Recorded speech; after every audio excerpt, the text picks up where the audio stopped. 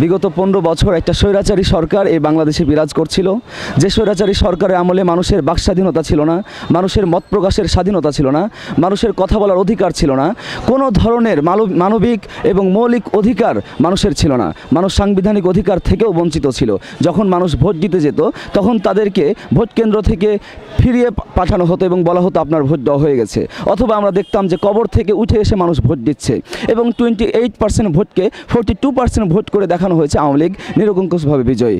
কিন্তু এই যে স্বৈরাচার যেভাবে জেঁকে বসেছিল তা আমাদের জীবনের জন্য হুমকি।